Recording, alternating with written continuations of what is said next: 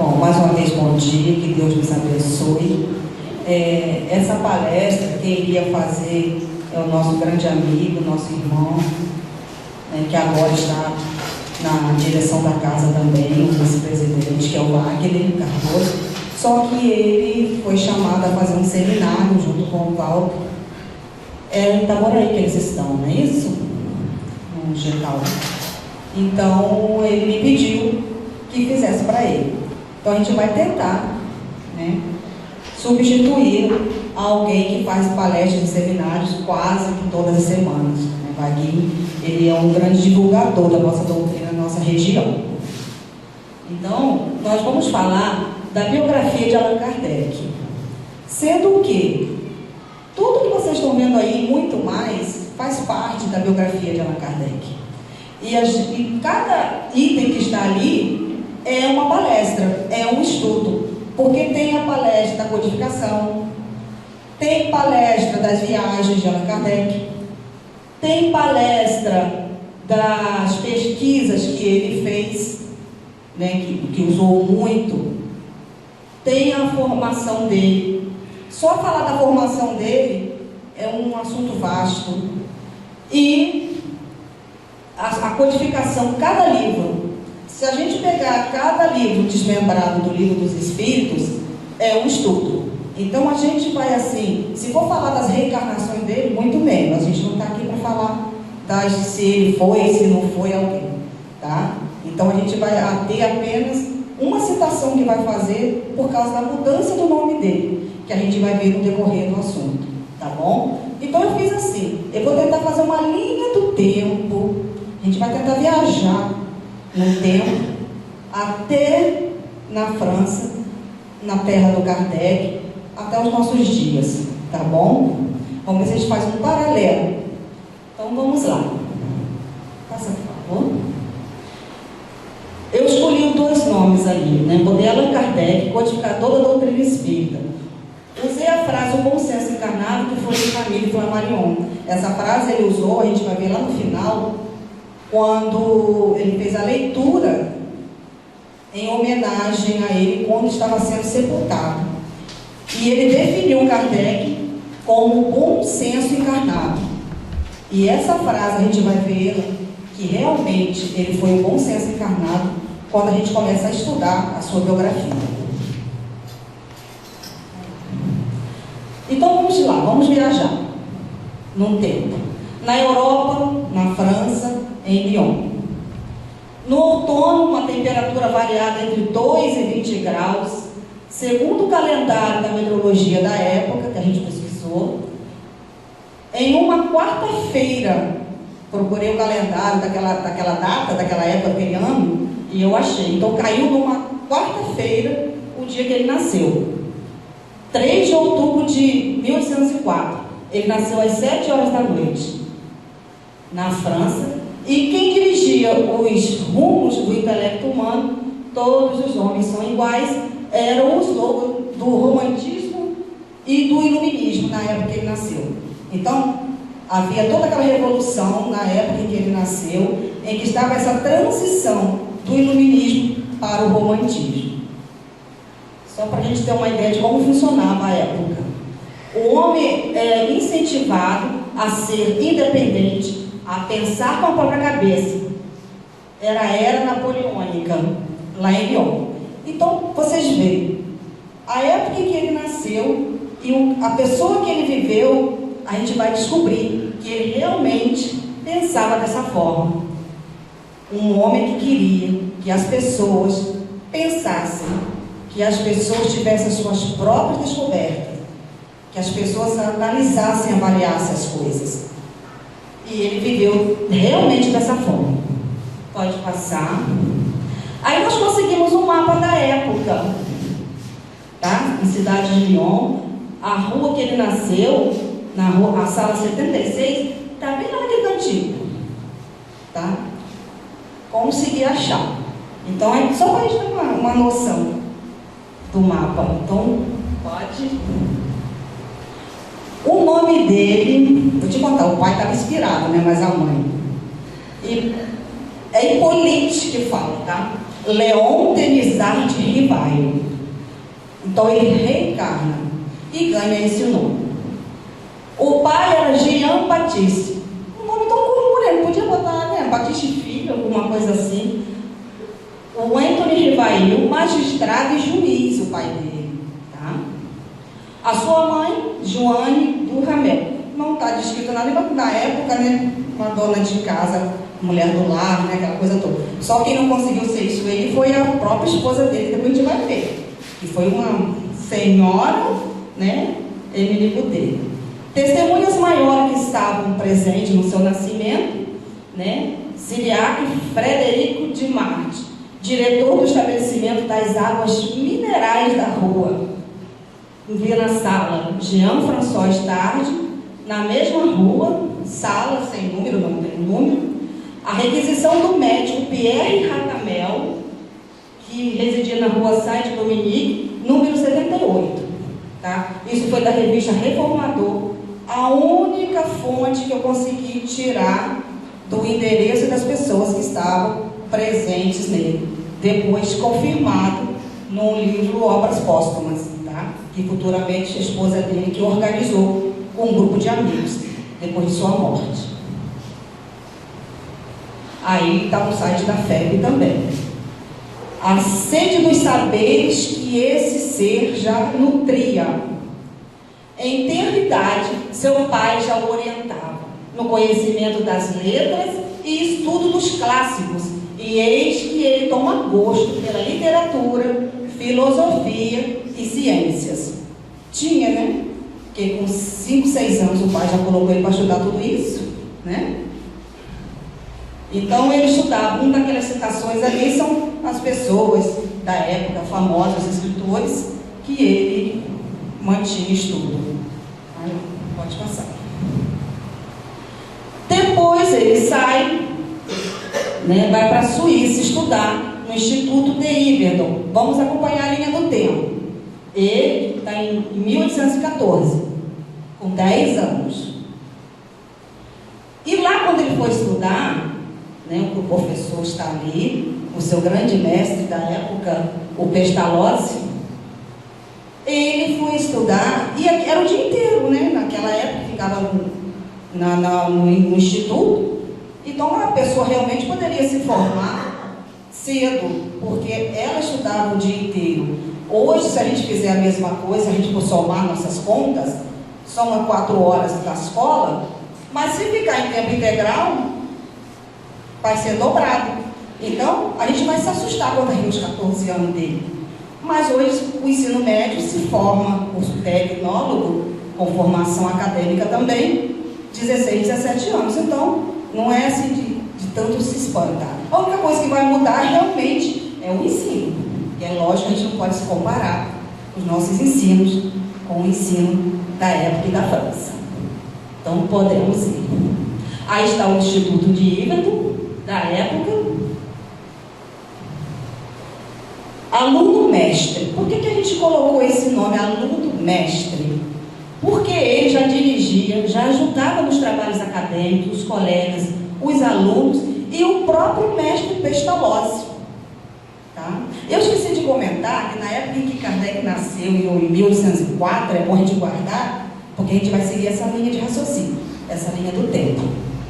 Ele nasceu em outubro, tá ali, né? E em fevereiro, se eu não me engano, era criado a locomotiva. Tá? Era criada a locomotiva lá mesmo na França, a cavalo, como eles dizem, que tinha mais potência, mais força para carregar pesos e carregar cargas e pessoas. Então foi criado na mesma época de Kardec. Só para a gente lembrar depois o porquê desse trem, né? Que foi criado na época que ele nasceu. Ele usou muito, né? A gente vai ver que ele vai usar muito esse trem que foi criado na sua época. Pode ir. Ele era um jovem amável, espirituoso, mas muito disciplinado.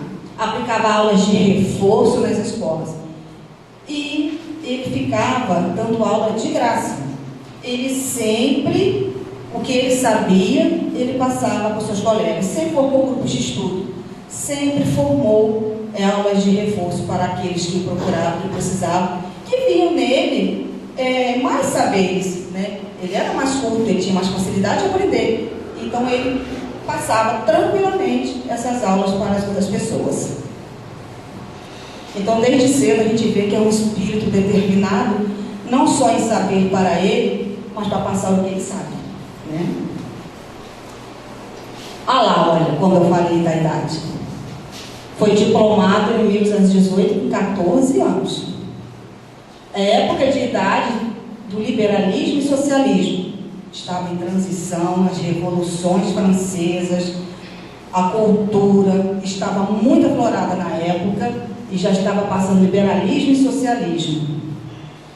E a restauração da Europa com a Revolução Industrial. Então, foi uma época em que ele precisava realmente estudar e passar os ensinamentos. Por quê? Porque as pessoas estavam já começando a ser substituídas pelas máquinas, a Revolução Industrial. Bacharel em Letras e Ciências, falava fluentemente vários idiomas, alemão, inglês, italiano, espanhol e holandês, fora a sua língua materna. Após ser dispensado do serviço militar, dedica a escrever, aí não parou mais, foi ininterruptamente. Ele não se viu, né? Ele foi dispensado do serviço militar e se dedicou à educação mesmo. Por favor. As obras literárias decorrentes da tua vida. Fez curso teórico e prático de médico para crianças. Esse livro eu tentei procurar a capa dele, bem antiga da época, mas eu não achei esse daí. Escola de primeiro grau, plano proposto para a melhoria da educação pública. Olha os livros que ele fez. Memória sobre a instrução pública. Essa gramática eu consegui a imagem dela, depois acho que vai passar aí, não sei se eu coloquei, mas eu achei. Manual dos exames para os certificados de capacidade. Programa dos cursos usuais de física, de química, de astronomia, filosofia, didática, geometria, magnetismo, que ele começou a estudar cedo o magnetismo e nunca mais parou, a não ser no seu desencargo. Ele sempre estudou magnetismo e ali vai marcar a época que ele começou. 1820, com 19 anos, ele interessa-se pelas pesquisas de Mesmer, o maior magnetizador da época, foi o grande mestre dele, e que acompanhou ele em toda a codificação, nas pesquisas. Sobre magnetismo animal. No mesmo ano, se torna membro da Sociedade de Magnetismo de Paris, tornando-se o próprio experiente magnetizador. Já entrou mostrando serviço, né? Allan Kardec, o Hipólito, vamos dizer assim, né? O Rivaio, ele já era o grande educador mesmo. Então vamos lá. A escola Liceu Polimático, em 1831, avançando aí todo esse tempo de estudo dele, vamos marcar aí, não vamos perceber que ele sempre fazia tudo que ele fazia, mas ele já vinha estudando magnetismo. Quando ele começou a estudar o magnetismo, ele não parou. Então, Allan Kardec sempre estudou magnetismo. Liceu, ensino politécnico, médio, tecnológico, que é um curso universitário. Diplomático, conhecimentos, saberes de diversas disciplinas e áreas de formação. Então, escola liceu polimático, quer dizer isso aí, liceu. Eu expliquei o que era o polimático para a gente saber o porquê desse nome. Ele teve uma homenagem em 1831 por seu trabalho. Recebe as honras de premiação pela Academia Real de Arras. Ano da obra, Gramática Francesa Clássica de acordo com um novo plano. Então, isso que a gente tem nas escolas, quem é professor aqui, quem sabe, a gente recebe do Estado, do governo, como se fosse um modelo de educação, de ensino a ser seguido. Dali a gente tira os planos pedagógicos, né? Na nossa época agora a gente fala muito em PCM, não é isso? Isso tudo era Kardec que montava e que fazia na sua época para a França. Tá? Inclusive, a gramática francesa foi criada por ele, a primeira gramática francesa. Estava em passividade aí. Então, ali está a Academia Real Diária e a carinha do Allan Kardec, mais jovem, né? A gente está acostumado com só ver as imagens dele, ele mais velho, né, de 40 anos para cima. Essa daí dá uma aparência mais nova. Então, vamos lá. O casamento dele acontece em 9 de fevereiro de 1832. Com 28 anos, né? Ele casa com a Amélie Gabrielle Boudet. Ela tinha 10 anos mais velha que ele. E ela também tem uma história bonita, que dá uma biografia também a ser estudada. Foi uma grande mulher na época dela, tá? Então, ela também escrevia livros, ela também era formada, ela também era escritora, ela era professora de letras e belas artes. E ela escrevia livros dentro da sua cadeira, né, acadêmica. Então, para uma mente como a dele, teria que ter uma mente, né? Pelo menos.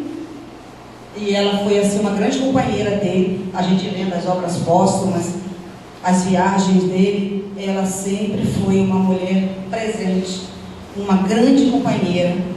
Em todas as obras dele tem a presença dela. Negócios, sociedade e falência. Ele tinha alguma coisa que não dava muito, tinha muita sorte, né? Com sócios, a gente vai ver isso aqui. O Liceu, o sócio de Rivail, era o seu tio. E aí, Rivail, ele ficava na parte pedagógica, né? Didática da coisa, a prática, né? Da educação, mas a parte financeira, quem tomava conta da sociedade era o seu tio. E ele levou o Liceu à falência.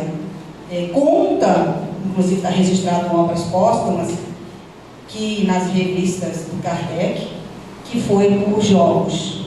Então, o vício, a gente já sabe que não é boa coisa, né? Então, por jogos, por vício dos jogos, o time dele levou à falência o Liceu. A aplicação do dinheiro. Aí o que Kardec fez? Pegou o dinheiro que sobrou, vendeu, né, o Liceu.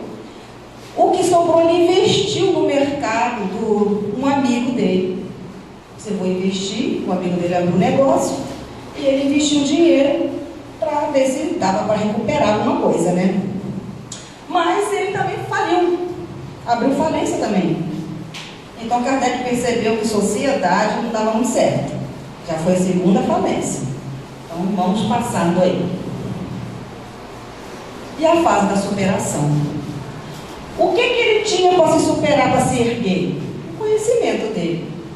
O cara lia, escrevia, né? Tinha um conhecimento vasto. Então ele pensou, é nisso que eu vou investir. Então ele começou, para se reerguer, a escrever mais livros, fazer mais obras, viver da educação, viver da sua cultura. Então, Rivail se lança a escrever livros didáticos mais e mais, trabalhar como contador. Aí ele conseguiu 2 firmas para ser contador delas. Me consta, pelas leituras que fiz, porque quando ele fala das viagens dele, ele fala, não posso me ausentar muito, né? Porque eu tenho 2 empregos. Ele fala para o espírito protetor dele, né? Então a gente percebe que mesmo com todas aquelas tormentas todas que ele passou como Allan Kardec, a gente vai ver futuramente, já vou adiantando, mesmo as portas fechando para ele, nem todas também se fecharam. Consta que ele continuou trabalhando de contador, 2 firmas, tá? Fundado em 1835 em sua própria residência, um instituto onde passa a lecionar gratuitamente física, química, astronomia, anatomia comparada até 1840. Observação. Vamos guardar essa linha do tempo aí. Ele continua estudando magnetismo esse tempo todo. Então, o que ele fez? Ele pensou assim, está até aqui na obra dos póstumas, comentário dele. Achei melhor abrir a instituição na minha casa, onde eu mesma possa comandar. Achei melhor optar não ter como ele colocou, não ter sócio. Estou tentando decorar as palavras aqui. Se eu colocar algumas palavras minhas, errar a fala dele, mas a linha de pensamento e raciocínio é essa. Se eu não tiver sócio, pelo menos eu não vou ter quem interfira naquilo que eu escrever. Eu não vou ter que aceitar a ideia do outro, de repente ter que colocar a ideia do sócio. Então sou eu mesma que vou escrever, sou eu mesma que vou fazer minhas coisas, eu mesma dirijo. Lógico, ele e a companheira de sempre, né, a Emily Boudet, a sua esposa. Então, ele muito educadamente usou esses termos, né? Mas cá para nós, será que ele teria coragem realmente de arrumar mais um sócio? Ele já viu que já tinha falido 2 vezes, né? Ele não é bobo, né? O cara é muito inteligente. Então, eu não vou dar conta disso sozinho. Eu e minha esposa. Vou botar a sociedade de novo, não. E o medo de falir de novo, né? Confiar em outro. Então, ele abriu sozinho, de agora em diante, ele passa a ter a sua própria instituição, é ele que dirige, fora a sociedade. Isso aqui está registrado em Obras Póstumas. Paralela à sua vida e obra, segue a lei natural da vida. Então ele continuou trabalhando, escrevendo, recebendo por aquilo que era o que ele fazia, né, os seus livros, mas nunca deixou de servir aqueles que não podiam pagar. Então a caridade do Kardec sempre esteve presente desde os seus 14 anos. Desde quando ele começou a lecionar, né, ele sempre fez a sua parte caridosa, a sua parte sem cobrar ninguém. Nos Estados Unidos, um conjunto de fenômenos se deram início ao nascimento do moderno espiritismo. Esse termo espiritismo foi cunhado em 1857, criado por Allan Kardec mesmo. Foi um nome que ele deu, porque tinha, sempre, de todo o tempo, existiam manifestações espirituais, né? Então, o modernismo, o espírito moderno, como sempre coloca nas obras, o espiritismo moderno, quem deu o nome foi Allan Kardec. Ele criou esse nome justamente para se diferenciar dos nomes em que usavam. Então, quando se falava de espiritismo, eram as experiências que Kardec fazia seriamente nas suas pesquisas magnéticas. Então, trata-se de uns fenômenos ocorridos em Hillsville, no estado de New York, em 1848, caso da família Fox, que é a história que a gente conhece das meninas, das irmãs Fox. Foi lá que começou tudo, né?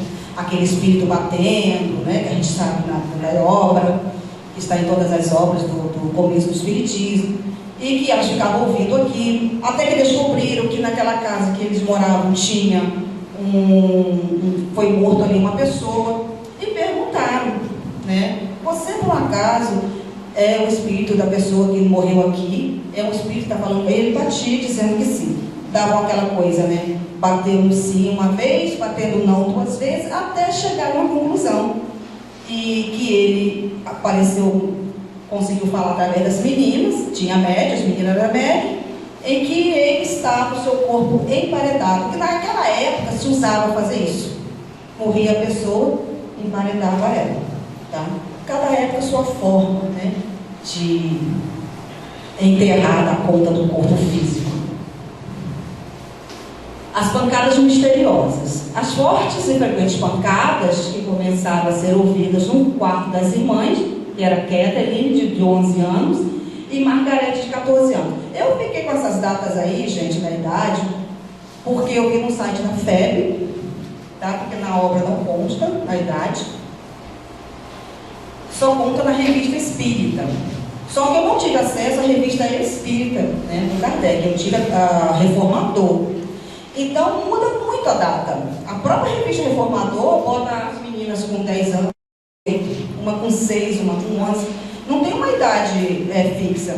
A única idade realmente que eu considerei foi a da FEB, né, Federação Espírita Brasileira, a da FEB e da revista Reformador, porque ela colocou uma nota que foi retirada das revistas. Então, a gente vai procurar uma fonte mais segura, tá? Mas se a gente for ler outras obras, as idades variam. Mas eu preferi ficar com essa aqui. Tá? Botei até a fonte de onde saiu. Então vamos lá. A foto das irmãs, já bem velhas, né? Porque não acredito que aquela feição ali seja a feição dos 14 anos, pelo amor de Deus, né? Elas e a mãe, né? Então vamos lá. E aí começa também, na França, como eu falei, a manifestação espiritual ela é no mundo inteiro. Não é uma coisa ligada a uma pessoa, a um lugar. Então ela é geral.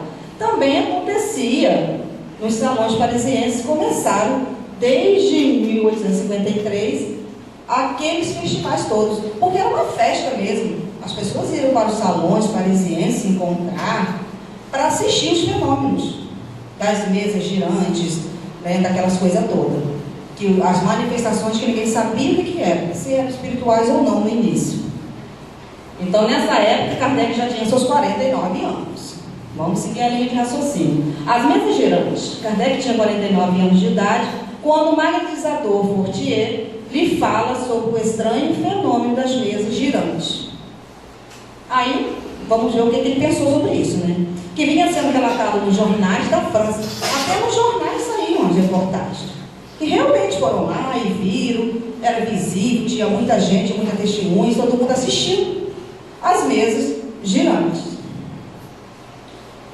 Que vinha sendo relatado nos jornais, como eu já disse, as mesas moviam e giravam sem a intervenção de ninguém, né? Entre aspas, né? Depois nós fomos, Kardec das pesquisas, para perceber que tinha intervenção em muita, né? O chamado médio de efeitos físicos, senão não ia fazer aquela mesa movimentar. Os fenômenos se tomaram conta dos salões parisienses. Isso aí já estava escrito, pode passar. Vamos ver até onde foi isso aí. No ano seguinte, mais um convite. Então, quando falaram para Kardec, ele simplesmente ouviu, com toda consideração, né? E ficou por isso mesmo. Já com seus 50 anos, algum tempo depois, porém, Fortier ele relata novamente. Porque, segundo Kardec, que era um grande magnetizador, para ele aquilo era efeito físico magnético, alguma coisa acontece, né? Para fazer com que aquelas mesas não se mexiam. Ele achou assim, natural, né? As coisas têm energias, ele já estudava tudo isso. Mas até a pessoa chegar para ele e dizer que às vezes respondiam perguntas, né? A gente faz perguntas, elas respondem. Elas dão um toque para dizer sim, dão dois toques para dizer não, aquela coisa toda. Aí ele falou, opa, aí já muda de figura, né? Então vamos ver aí o que ele foi fazer. E a frase que a gente vê, o porquê que o Famille Camarion usou para ele o nome do bom senso encarnado. Porque olha o que ele fala quando ele sabe disso. É necessário resguardar-se do entusiasmo que cega. Então ele sempre é uma pessoa muito bem, né, segura dos seus fatos. Vamos lá, o tempo está voando. Pode passar. Em 1855, São Rival testemunha as mesas girantes na casa da senhora de Plaine-Maisson, nas ruas Grand-Bretagne, é isso mesmo? Batelier, né, 18. Na terça-feira, meu francês, né, com 51 anos. E ele cogita a seriedade. Ele foi lá e ele viu que realmente aquilo tudo aconteceu. Então, ele pensa, de repente encontrava-me no meio de um fato esdrúxulo, contrário à primeira vista. As leis da natureza ocorrendo em presença das pessoas honradas e dignas de fé. Então, ele conhecia aquelas pessoas que o convidaram, eram seus amigos, pessoas honradas, pessoas sérias, não iam falar mentira, falaram que estava acontecendo aquilo e que ele foi certificar e realmente era verdade. Então ele ficou preocupado, assim, nossa, alguma coisa há, né? Pela primeira vez, pude testemunhar o fenômeno das mesas girando. E pulavam em tais condições que dificilmente poderia se acreditar se eles fruto de embuste ou fraude. Ele descartou logo. Não é embuste, não é fraude. Minhas ideias longe estavam de terem sofrido uma modificação, mas em tudo aquilo que se sucedia, devia haver uma explicação. Normal aquilo não era, né? E ele já tinha descartado que era embuste. Ele sabia que as coisas estavam realmente acontecendo. Ele só queria saber o quê? Como? Por que aquilo estava acontecendo? E aí ele se debruça na pesquisa. É como se fosse assim, um desafio dentro da profissão dele, dentro da sua formação. Os estudos criteriosos do caso. Então deram para ele 50 cadernos de todas as experiências assistidas naquele longo tempo. Porque o Kardec, quando foi convidado, a gente viu pela data, ele não foi logo no dia seguinte, não. Ele foi 3 anos depois. Então as pessoas falaram para ele tudo que estava acontecendo, ele ficou assimilando aquilo, continuou seus estudos, e ele lendo nos jornais, vendo que realmente estava acontecendo aquilo tudo, ele foi guardando aquilo para ele foi trabalhando aquilo dentro dele. Quando ele chegou lá, ele chegou ciente de que ele estava lidando com pessoas sérias, que sabia que não era embuste, que não era mentira, mas ele estava diante de uma coisa nova e diferente que ele queria analisar. Então ele também foi sério, ele também foi honesto. Não conheço, não sei o que está acontecendo, mas eu sei que tem alguma coisa. Então ele começou os seus estudos. Então ele pegou esses cadernos todos, com todas as experiências que foram feitas, que as pessoas escreviam. A mesa falou isso, né? O espírito falou aquilo. Então quando ele começou a estudar as classes dos espíritos, primeiro ele já conseguiu concluir que realmente tinha alguma coisa. Então, dando um avanço assim, uma pincelada, ele conseguiu descobrir que aquilo era o espírito, tá? Que fazia com que aquelas coisas funcionassem, e que eles fizeram daquela forma de bater cadeira, levantar mesa, para poder chamar a atenção, tá? Diante dos fenômenos, foi esse o estudo que ele fez, e se convenceu da existência do mundo invisível, o mundo dos espíritos. Tá? Nos decorrentes estudos dele, ele já denominava espírito. E aí ele começou, foi aí que ele deu o nome, espiritismo, que o outro chamava de espiritismo moderno, porque o Kardec, o grande professor Rivaio, não é Kardec ainda, né? O grande professor Rivaio estava debruçado a estudar aquilo. Então todo mundo respeitou, porque ele era um homem respeitado. Ele era um homem muito bem estudado, muito bem formado. Vocês veem que o ensino da França todo, todas aquelas obras educacionais, foi ele que fez. E aí começou, nós temos as imagens, tá? Das próprias revistas dele, e que a revista Reformador trouxe. Então estão essas cenas aí, ó, das mesas se movendo, tudo isso. Está ele lá em pé, lá registrando, né? Então ele começou as pesquisas. E essas pesquisas eram feitas nas casas das pessoas. Um dia era feito na casa de um, outro dia era feito na casa de outro. Toda semana ele estava lá nas pesquisas. Podemos. O método de variedade dos 50 cadernos ele analisou, né? Então, conclusão para chegar ao livro dos espíritos. Ele analisou o material dos cadernos com respostas todas pelos supostos espíritos. Ele refez as mesmas perguntas para se certificar da experiência. Ele mandou para diversos estados, para diversas cidades. Todos tinham a mesma pergunta e todos davam a mesma resposta. Pessoas que não se conheciam, os médios eram diferentes. Então ele pôde certificar da veracidade dos fatos. Certificou a similaridade frequentes entre elas. Organizou, compilou tópico por tópico, assunto por assunto, que a gente sabe que hoje está dividido ali no Livro dos Espíritos e nas obras consequentes. Então, o sistema de classificação científica, que se chama de taxons, questionamentos, avaliação, o crivo que Kardec deu, né, o professor Rivaio deu. Como poderia pessoas que nunca se viram dar as mesmas respostas? Lógica, agentes inteligentes as dariam por intermédio de certas pessoas com uma sensibilidade psíquica especial. Então ele descobriu que essas pessoas realmente tinham um dom a mais, né? A gente estudando hoje em dia a ciência diz que quem é médico tem cristais a mais na cabeça, né? Eu não devo ter nenhum, deve ser poeira pura mesmo, só areia, porque cristais médio aqui tá onde? É pedra. Alguns aqui são pedra, né? Então olha só, os valores morais, intelectuais e sociais poderiam existir em uma extraordinária discrepância entre o desenvolvimento moral e intelectual. Porque antigamente os médios funcionavam, era praticamente médios mecânicos. Eles não passavam pelo crivo do médico, eles deixavam que a mediunidade fosse só mesmo do espírito. Então, a Kardec começou a analisar isso. Poxa, como é que uma pessoa como ignorante ignorante de saberes, sabia tanto, passava tanta coisa? E como pessoas, às vezes, eram muito inteligentes e falavam coisas esdrúxulas, coisas simples.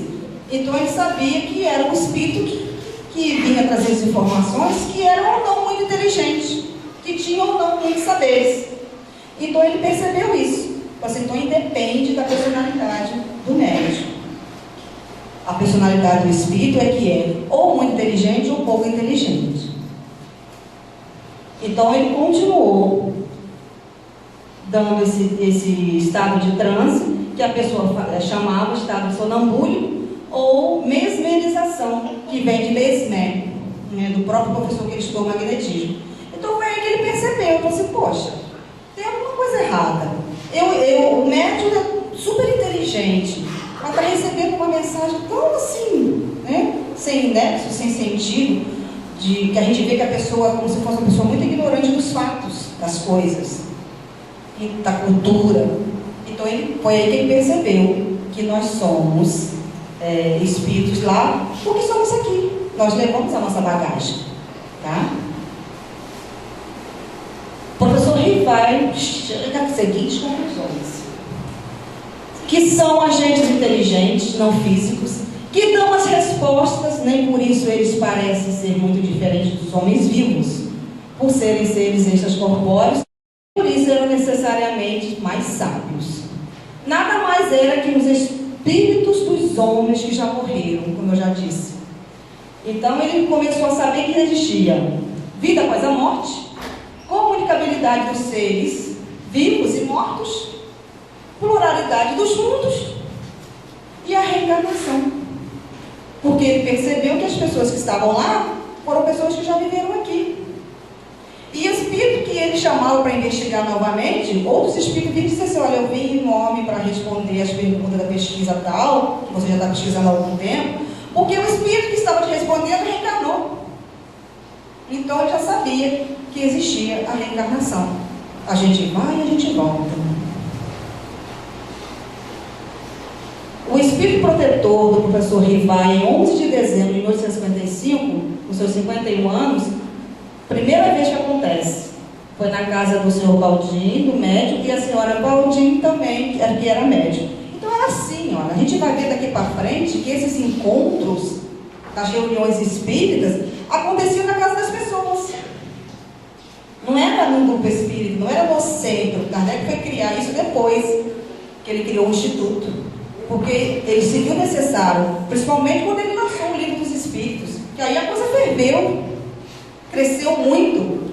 Então ele precisou realmente ter um instituto para se trabalhar. Não dava mais para ficar se encontrando na casa das pessoas, porque não eram só mais 8 pessoas, passaram a ser 20, depois não passaram a não ser mais 20, foram só aumentando.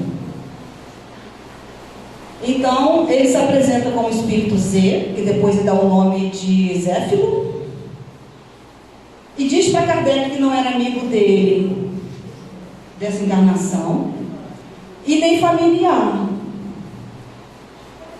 e que reafirma para Rivaio que a sua mãe sempre o visita, porque ele sentia isso. Ele perguntou para o espírito, minha mãe faz parte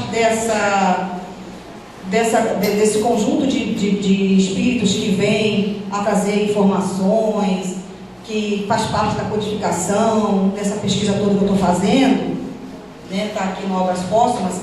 E aí o espírito responde isso aí para ele, a sua mãe vem te visitar, mas ela está presente, mas ainda não era um espírito da envergadura de fazer uma codificação, de trazer informações que iriam, né, ser a terceira revelação, que a gente vai perceber daqui a pouco.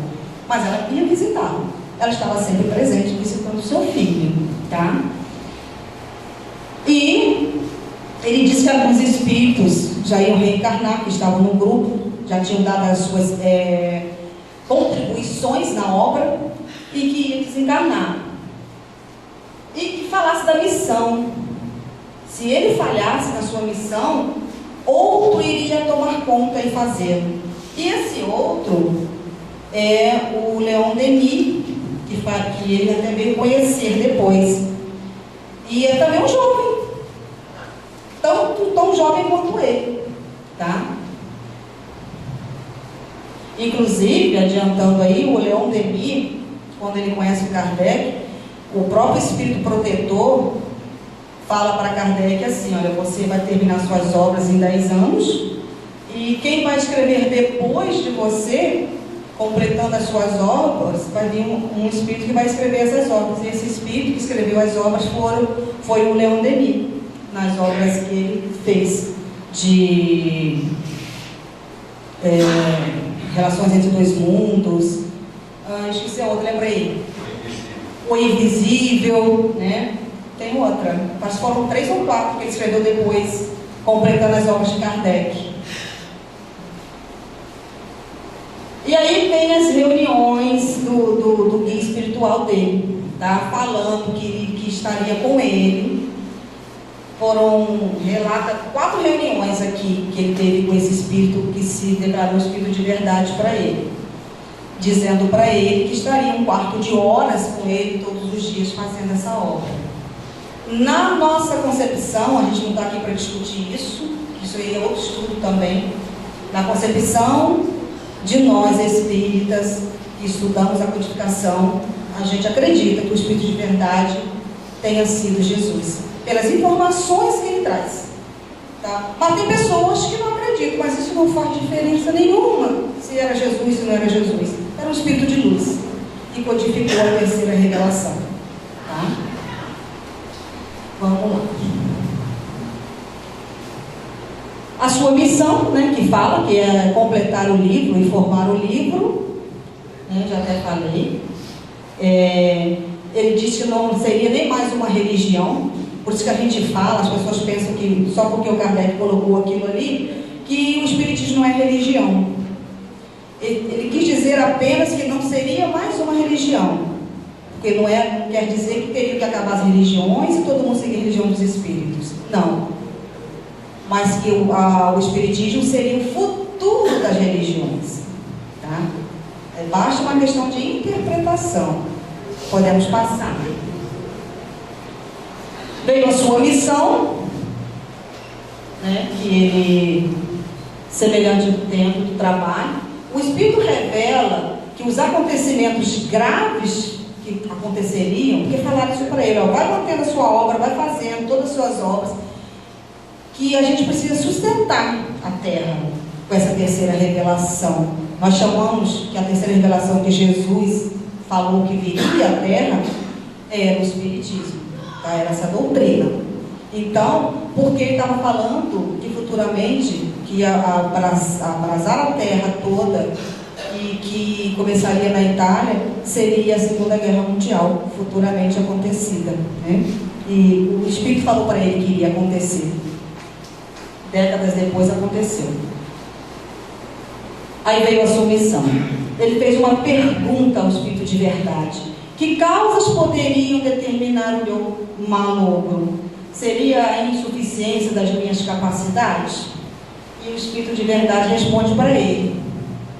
Essa para mim foi a passagem mais linda que tem falando de Kardec. O Espírito de verdade responde para ele: não.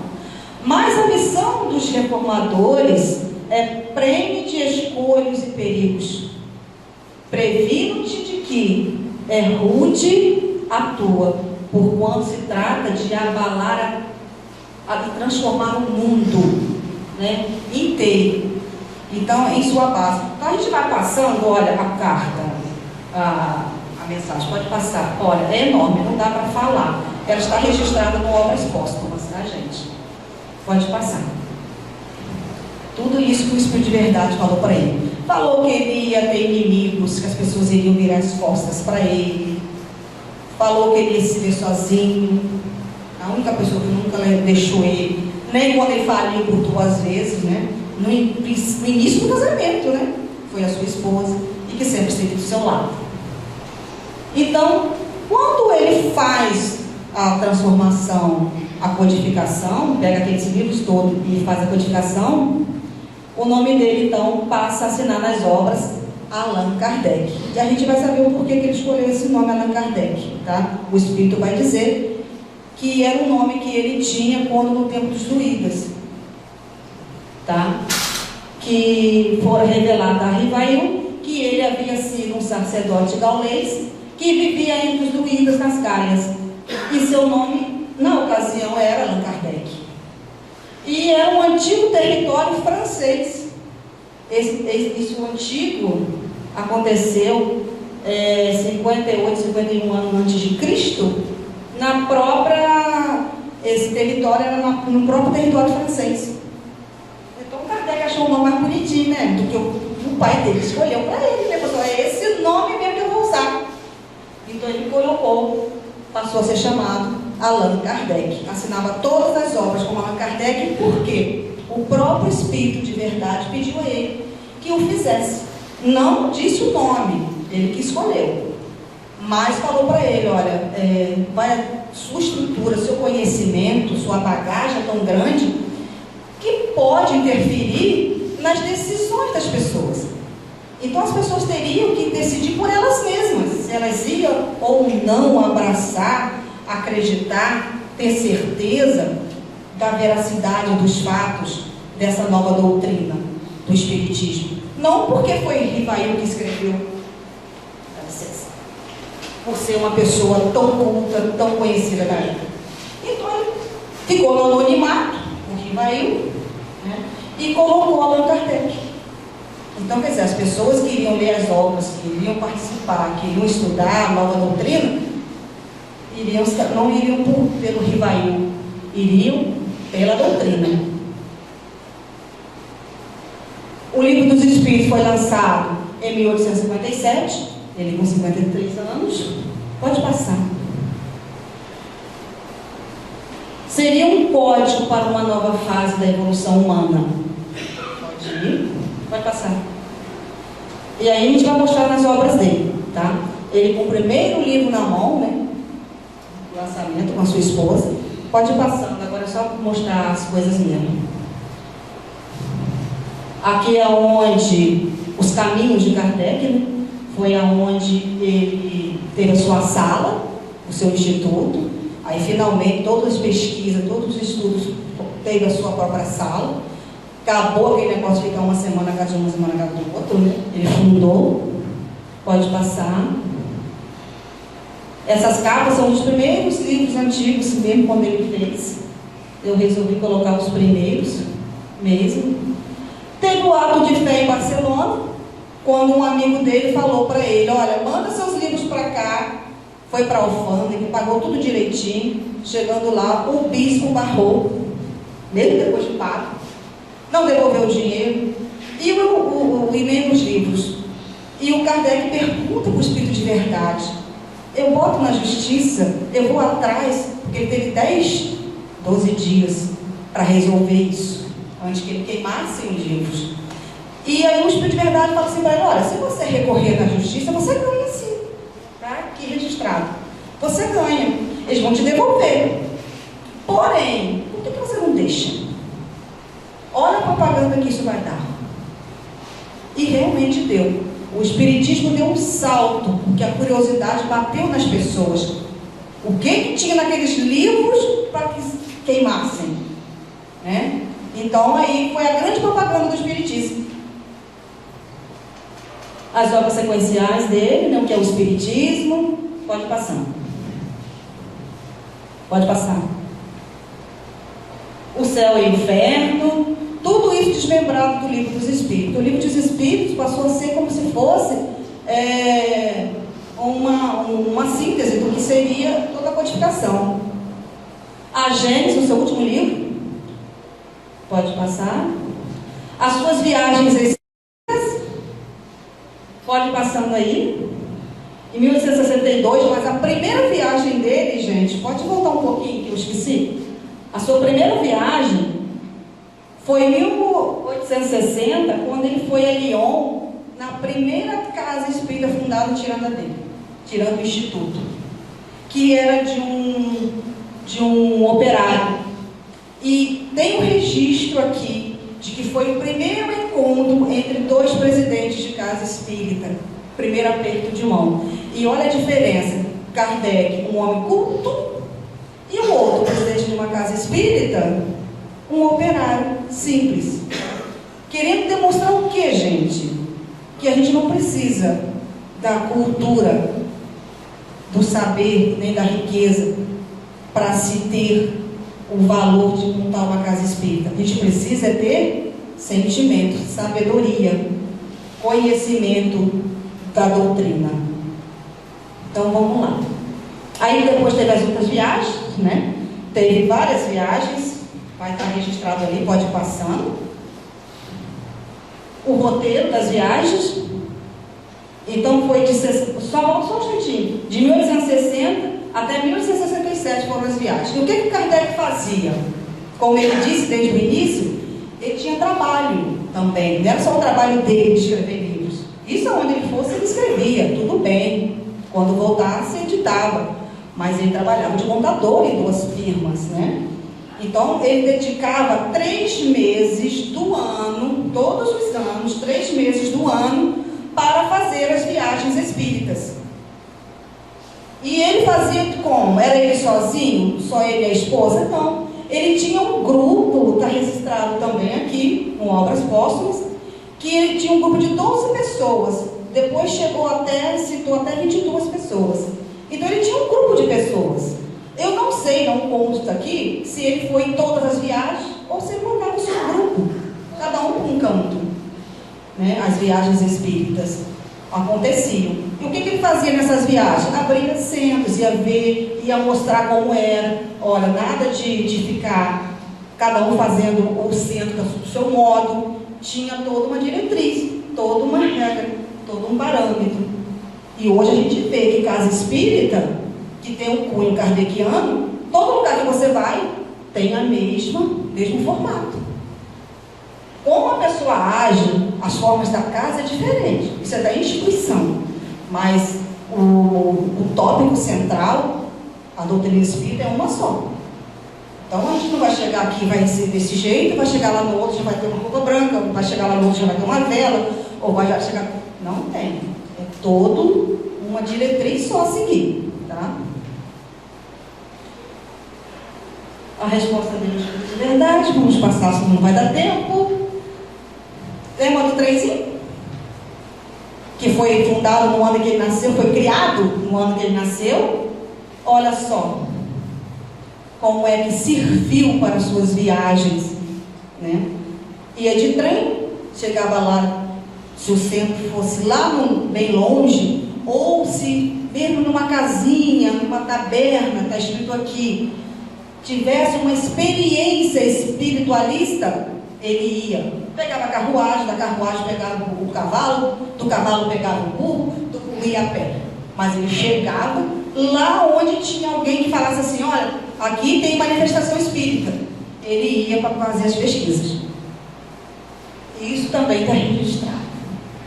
As viagens espíritas foi até os seus 63 anos. E aí vem o desencarne dele quando ele, né, muito debilitado por muito trabalho, que até os espíritos pediram a ele que ele maneirasse um pouco, mas ele fez as contas dele, tá aqui, mas eu tinha 10 anos para fazer aquilo, e ele ainda não conseguiu terminar. Obras póstumas foi depois, né, sua esposa com os amigos fizeram, e o Leon Denis com mais 4 obras depois. Então, mas ele tentou fazer a sua obra e deixou um grande legado para nós, deixando para nós a doutrina espírita, que veio a ser uma religião, sim, tá? Que o próprio bispo, né, de Barcelona falou. Então Kardec tem até uma nota, Kardec diz, quem institulou a doutrina espírita de religião foi a própria Igreja Católica. Está escrito ali. Tá? Então vamos lá. O cemitério. E coloquei a obra póstuma, né, que foi feito, que a sua esposa fez, e tem até uma foto dela quando ela lança o livro. Pode passar. Aí tem a biografia da onde eu tirei, né? Eu queria ler a oração, que para mim é uma oração de gratidão que ele fez ao Espírito de Verdade, quando falou aquelas frases para ele. Mas já são 11 horas em ponto. Posso ler? Então, muito obrigada. Então, volta na letrinha azul lá. Eu não sei. Não, acho que já passou, né, amor? Eu deixei no final, né? Como carta na manga. Consegui chegar no final. O Espírito de Deus, deixa eu ver se é aquele ali que ele fala.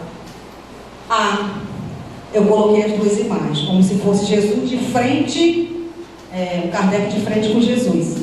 E quando o Espírito de Verdade falou lá, que eu li para vocês, né, falando para ele que ele ia sofrer muito, mas que ele foi o escolhido para fazer, né, ele faz o seguinte, o Espírito de Verdade faz o seguinte: Espírito de Verdade, Kardec falando para ele, Espírito de Verdade, agradeço os teus sábios conselhos, aceito tudo, sem restrição e sem ideia pré-concebida. Senhor, pois que te dignaste lançar os olhos sobre mim para cumprimento dos teus desígnios, faça-se a tua vontade. Está nas tuas mãos a minha vida. Dispõe do teu servo. Reconheço a minha fraqueza diante de tão grande tarefa. A minha boa vontade não desfalecerá. As forças, porém, talvez me traiam. Supre a minha deficiência. Dá-me as forças físicas e morais que lhe forem necessárias. Ampara-me nos momentos difíceis. E com o teu auxílio e dos teus celestes mensageiros, tudo envidarei para corresponder aos teus desígnios. Foi uma prece isso aí, né, de gratidão que ele fez, e assumindo uma responsabilidade, assumindo um compromisso de edificar a terceira revelação que Jesus falou, que é o Espiritismo, para nós espíritas. Respeitamos a todos que estão esperando a terceira revelação. Para nós, não resta dúvida que essa revelação, essa terceira revelação, esse terceiro que virá ficar entre nós, é o Espiritismo, tá? Esse que Jesus deixou para nós através de Kardec. Então, gente, muita luz, muita paz, desculpa e muito obrigado. Foi corrido, mas deu para concluir.